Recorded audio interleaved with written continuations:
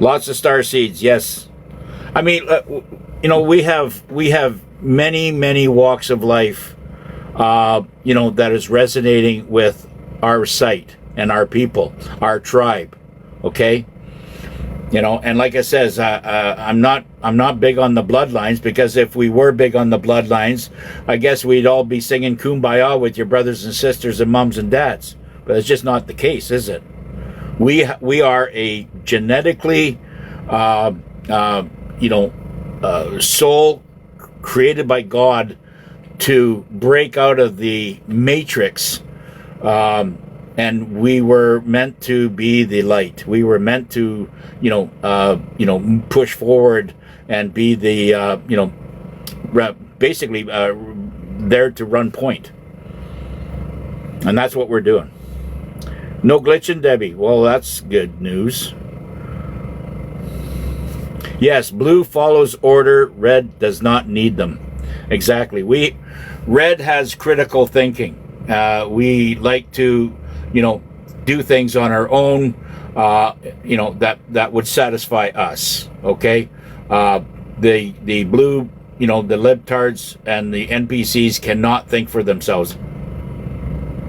New York City has boroughs. Some are Democratic. Yes, most areas in New York are red. And see, there you go. See that, and that. Thank you, Monica, for saying that. And that's what I mean. I mean, you figure like New York State must be at least 35 million people there, something like that. It's huge, and you're not going to get.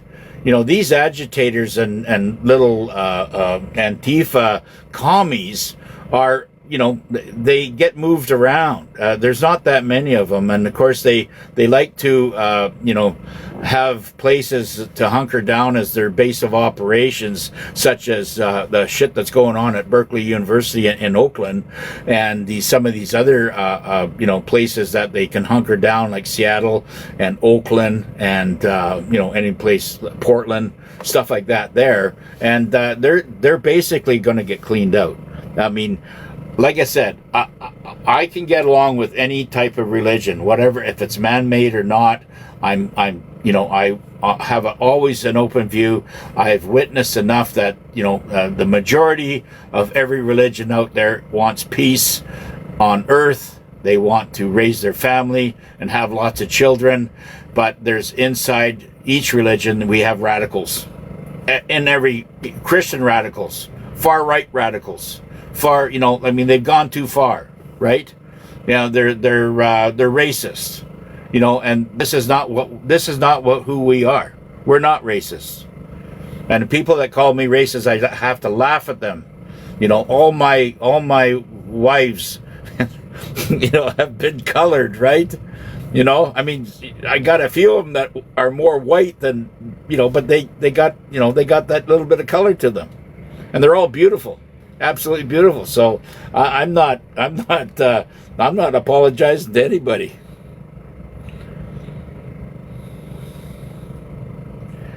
That's very good, Maureen. You went off all your meds. Okay, so now here we go. This is the program, right? And like I said, I've got a good friend up in the Kootenays. She's been with me.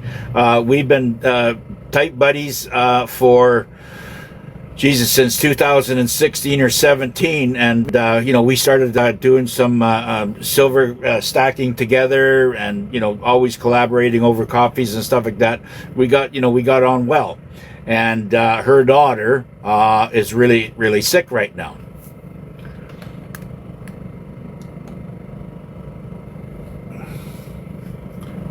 Her daughter is really sick right now, and I said, because she works with the homeless, she's a government worker, and she works with the homeless. I says, well, she's probably got a lot of shedding on her and graphing, because she says, I've never felt this type of sickness before. And I says, well, you're contaminated, and you got to get into the hot tub. So, there's the stuff that we went through all this morning before I got on here, and said that, this is what we all got to do, is get, the borax. What they never tell you, the deep state, the deep state has never told us how much of a super cleanser borax is. Okay, and you can take that with baking soda and the clay. I don't know, Benedict's. I think it is Benedict's clay.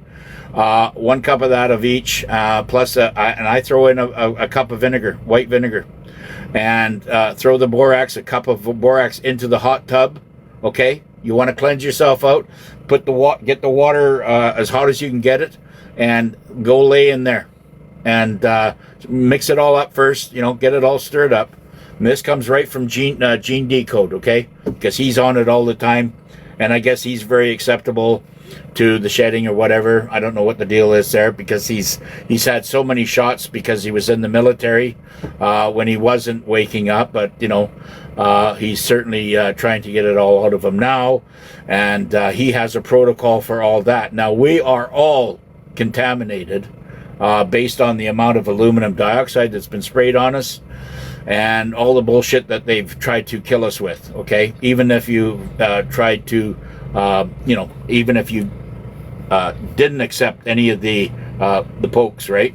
So we're still contaminated. Not as bad, but if you want to cleanse yourself, these are ways that you need to do it, and we need to take a proactive approach because 90% of everybody's illness and disease is freaking parasites.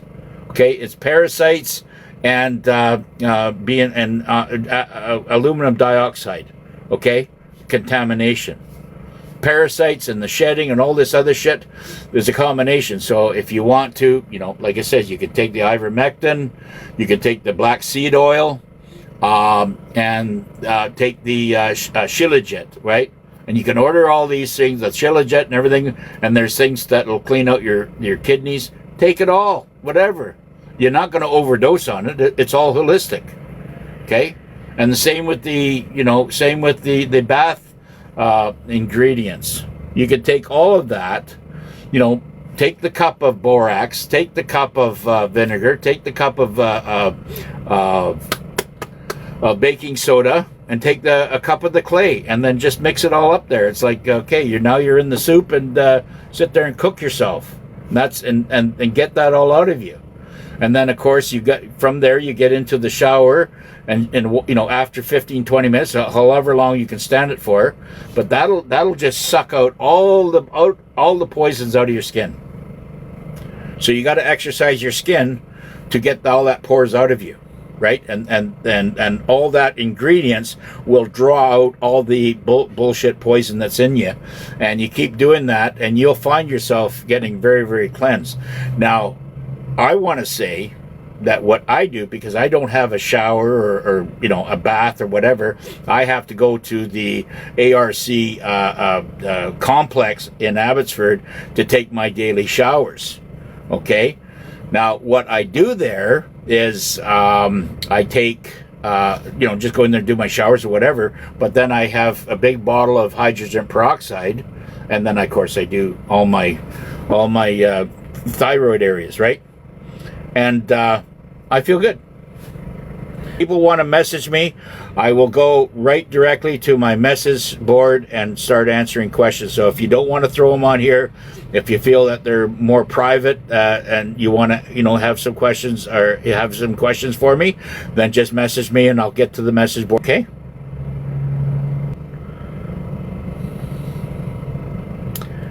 Amy, welcome, dear. How do I remove my business from the government? Well, if you got a business, you're probably incorporated. Go and delete and kill your incorporation, and then just go under your own name, Amy Arts. That's all you have to do, and just start up another company through Amy Arts only. No limited company, no incorporation, nothing. And stop collecting tax. If they're trying to ask you to suck a tax out of people, just refuse to do it. Just, if you got something to sell, try to do as much cash as you can, right? And accept silver. If people are offering you silver or any type of jewelry, anything like that, have it inspected. If it's all verified and authenticated, then yeah, start dealing in metals. Okay, thank you. Definitely red pill here, and a pure blood as well. No Kool-Aid for me. Good for you, Sheila. We are so very proud of you. Yes, that's great. The real estate market is delusional. When do you expect it to be corrected? Well, it's any time. You know, I don't know. I mean, the stock market's already crashed. The real estate, the residential real estate market's already crashing. People are walking away from all their mortgages. We're seeing in the commercial real estate end of it, we're seeing empty buildings absolutely everywhere. I mean, I still travel around. That's why I'm in a motorhome. I mean, I travel around all over, and when I look, I observe many buildings inside cities that are empty, and they're closed up. There is some new construction going on. I don't know where they're getting the money from, but these are, probably companies or corporations that have deep pockets, and they're probably funding themselves.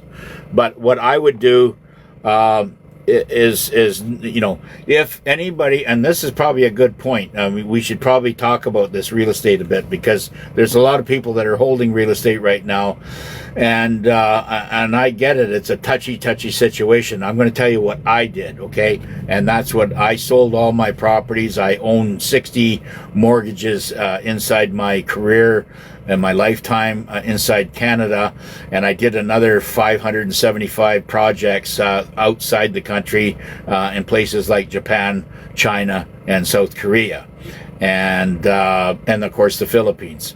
So, but I got rid of all my mortgages because I knew it was a trap.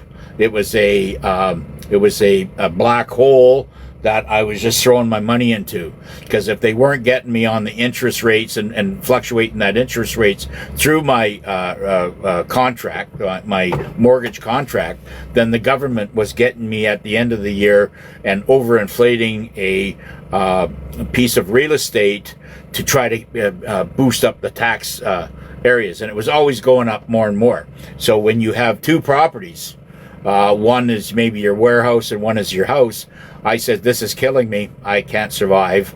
And especially when you're trying to raise 3 children at the time, I said, there's no way we're going to survive this. So I just said, you know what, we got to sell everything off. And of course, when we were doing that, we immediately got attacked by the auditors, by the CRA auditors. And I basically brought them into the house, said that they weren't going to get the paperwork, and put the fear of God in their eyes, and they left. But then they tried to attack me in other ways. I said, you're not going to get this. And I said, this was before I had to go bankrupt, because if I would have been alone, I would have said, let's attack them.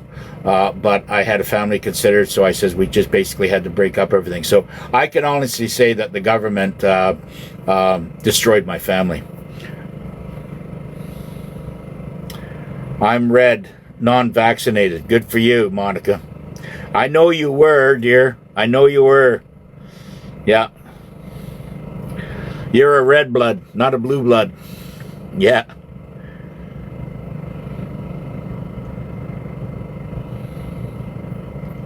What are your thoughts on the small tariff refund? I think it's good. I think we all need to, if we're going to trade, it's like I got into this thing before. Like if I'm in the Philippines and they want to, bring beautiful pineapples over to Canada, why should there be some huge markup on it? With all this stuff, because of all this, because these corporations are greedy. Okay. Because they buy it for maybe 10 or 12 cents off the vine in the Philippines, and then they ship it over in huge large amounts, and then they're selling it for $8, $9, $10. This is where the whole thing is so convoluted. It is so corrupt. With these big corporations. That's why they're able to have these big box stores, and they bring everything in there. They're just basic gluttons. So I think we basically killed all the mom and pop shops off, especially when the COVID came out, because they were allowed to stay open because they were funneling money from these big box stores to the crime families, and the mom and pop stores that were trying to survive all got closed down. And I think a tariff, to answer your question, yes, to have 1 or 2% on every item that's coming in here, and have a team of people that instead of the IRS, which is the Internal Revenue Service, have it the ERS, which is the External Revenue Service, which they would be on the watch of all the tariff and calculating all the tariffs funding that were coming in on this 1 or 2% type thing. Yes, it would be very much harder, but they have computers to do all that stuff now, and let mom and pop bring in the pineapple that they can buy for maybe 50 cents and sell it for $1, and then double their money, and then they still pay their 1 or 2% off that, which is only what, $1 or $2 off that pineapple. That's all I'm just saying. I mean, this our commander's restructuring everything to where it's going to benefit humanity.